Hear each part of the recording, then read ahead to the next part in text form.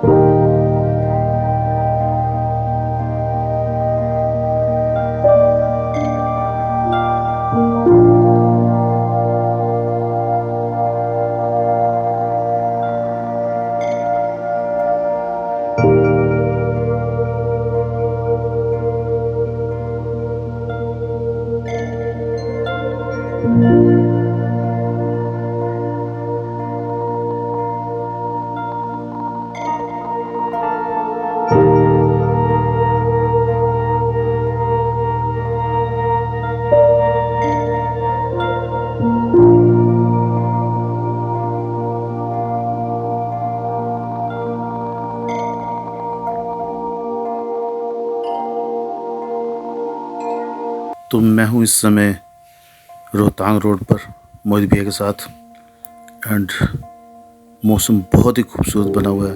अभी हमने एक वाटरफॉल को शूट किया।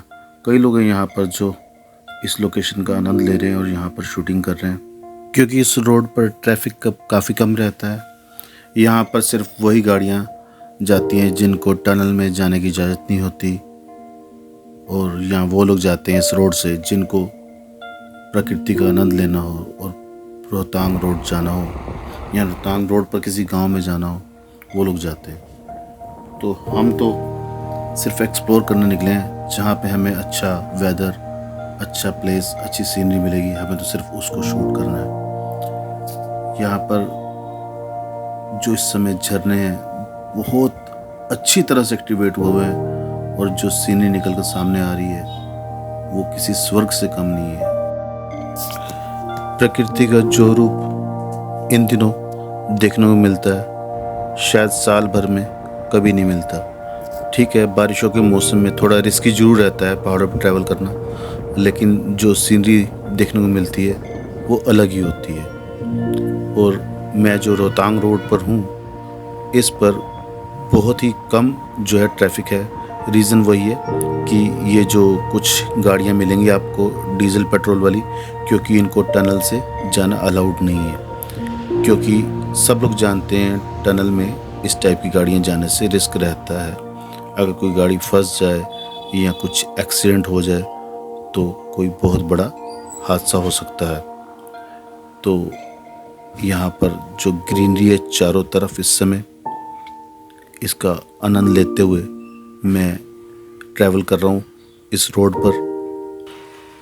बादल पूरे बने हुए हैं और थोड़ी थोड़ी देर में बारिश हो रही है।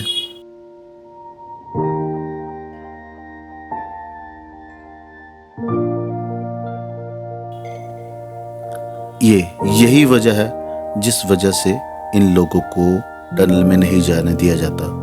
इन्होंने यहाँ पर ओवरटेकिंग करने की कोशिश करी और एक गाड़ी टकरा कर पेड़ों में धंस गई, और ये सब अभी मेरी आंखों के सामने हुआ। तो मेरा आज मनाली में 5th डे है और मैंने 2-3 फेमस डेस्टिनेशन कर लिए हैं। अब जो है मैं यहाँ के आउटर साइड सीन को विज़िट कर रहा हूँ। इनका कोई नाम नहीं है कि हम कहें कि फलानी जगह जा रहे हैं, ऐसा कुछ नहीं है। मनाली के आसपास सारी ही बहुत खूबसूरती है जिसे मैं शूट कर रहा हूँ और उसको आपके सामने बहुत जल्दी एक बढ़िया सी वीडियो बना के पेश करूँगा। तो आप एक एक प्लेस को ध्यान से देखते रहिए और उनको जो है पिन करते रहिए अपने टूर के लिए, और वाकई आप बहुत एंजॉय करने वाले हो इस टूर को। तो यह जगह है गुलाबा। यहाँ पर एक बैरियर है जहाँ पर रोहतांग जाने वाले गाड़ियों के पास चेक किए जाते हैं, जो कि हमें ऑनलाइन बनवाना पड़ता है और लगभग 550 रुपये एक बार की एंट्री टिकट होती है अप डाउन की, अगर आप रोहतांग जा रहे हैं तो। परमिट बनाना बहुत ही ईजी है, आप खुद बना सकते हैं अपने मोबाइल के थ्रू या लैपटॉप के थ्रू।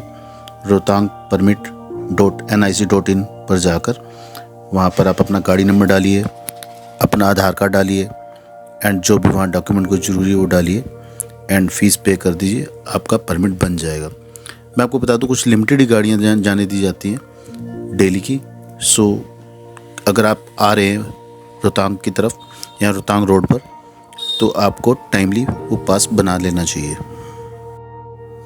बहुत से लोग सोचते हैं कि वहाँ बैरियर पर बनवा लेंगे या कुछ भी ऐसा, तो वो मत करें प्लीज़। ऑनलाइन पहले से बुक करके आएँ अपनी डेट के अकॉर्डिंग, नहीं तो आपने देखा है बहुत सी गाड़ियाँ वहाँ पर बैरियर पर उन्होंने रोक रखी थी, उनको वो किसी भी कीमत पर क्रॉस नहीं करने देते।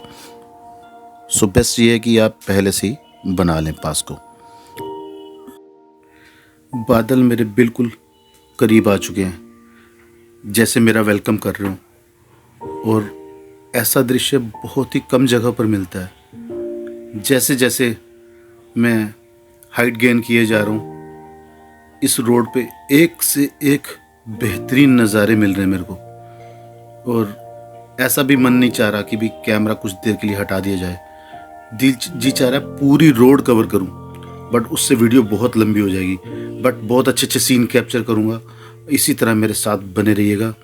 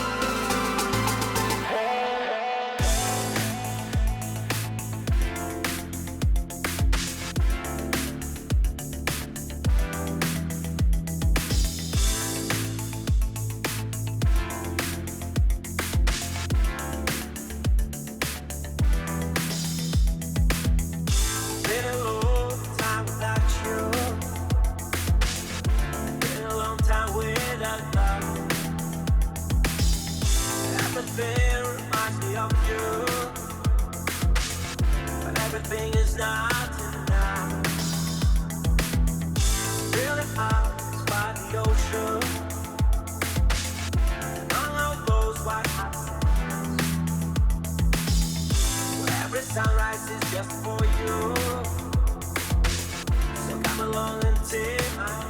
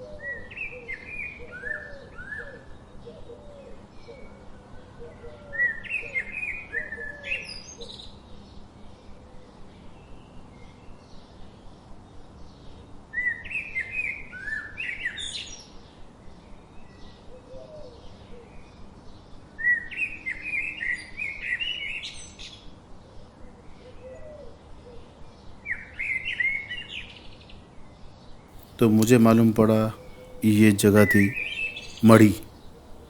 गुलाबा बैरियर से ये लगभग 13 किलोमीटर ऊपर पड़ती है, और माइलस्टोन रीड कर रहा था उसके अकॉर्डिंग मढ़ी यहाँ से 2-1 किलोमीटर था। बट जो व्यू मेरे को यहाँ मिला तो मैं अपने आप को रोक नहीं सका ड्रोन शॉट लेने से। मैंने यहाँ पर बहुत से ड्रोन शॉट ले डाले, एंड जो ओरिजिनल साउंड है यहाँ की बर्ड्स की एंड जो जंगल वाइब्स मेरे को यहाँ पर मिल रही थी, उसने वाकई मेरा मन मोह लिया। मैं यहाँ पर बहुत सारा टाइम स्पेंड करना चाह रहा था, लेकिन बाय चांस मेरा जो ड्रोन है क्रैश हो गया मेरी गलती से, और वो जाकर फंस गया लगभग 40 फीट ऊपर एक पेड़ पर, जो कि दिखाई भी नहीं दे रहा था। तो बहुत प्रयास किए मैंने उसको किस तरह उतार पाऊँ, लेकिन वो जो पेड़ था वो एक खाई में से स्टार्ट हो रहा था, जहाँ से चढ़ना बहुत मुश्किल था। तभी अचानक जब मैंने उम्मीद खो दी तो मुझे एक वहाँ का लोकल पर्सन मिला। उसने मेरी हेल्प करी और वो पेड़ पर चढ़ गया, और बहुत ही देर मेहनत करने के बाद वो उस ड्रोन को मुझे उतार कर दे पाया। मैं उसका बहुत थैंकफुल हूँ, और मैंने वहाँ पर भी जैसे थैंक्स कर सकता था उसका किया। एंड बट ये हुआ कि इस बीच टाइम काफ़ी लग गया, तो शाम ढलने लगी, तो मुझे वापस लौटना पड़ा। अभी जो है मैं वापसी जाऊंगा इन पूरे नज़ारों को देखते हुए, इनका एंजॉय करते हुए, एक एक सीन कैप्चर करने वाला है, एक एक जो पल है वो कैमरे में कैद करने वाला है।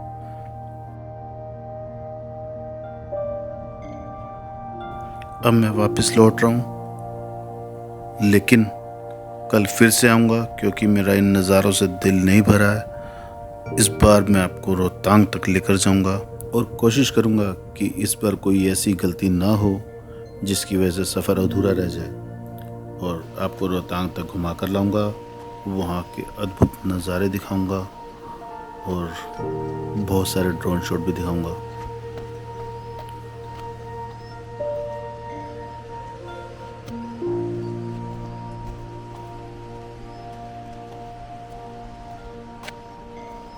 बादलों की ऊंचाई से नीचे आते ही बहुत ही अच्छी सीनरी विजिबल हुई है। अभी ये जलधाराएं आप देख रहे हो, ये सब वो एक्टिव हुए झरने हैं जो बारिशों के मौसम में हो जाते हैं। लेकिन इतनी सारी जलधाराएं एक साथ गिरती हुई देखकर एक अद्भुत नज़ारा सामने आता है। जैसे ऐसा लगता है ये जलधाराएं इस सावन के मौसम में उस महादेव की जटाओं से गिरता अमृत है, और बहुत ही विहंगम दृश्य, बहुत ही खूबसूरत दृश्य निकल कर आ रहा है। जी चाहता बहुत देर खड़े होकर इनको निहारते रहो।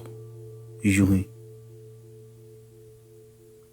प्रकृति अपने अंदर कितनी ही खूबसूरती छुपाए हुए है, सिर्फ देखने वाले की नज़रें चाहिए और आपके पास थोड़ा वक्त चाहिए कि आप निकाल सकें ईश्वर की इस प्रकृति को देखने के लिए।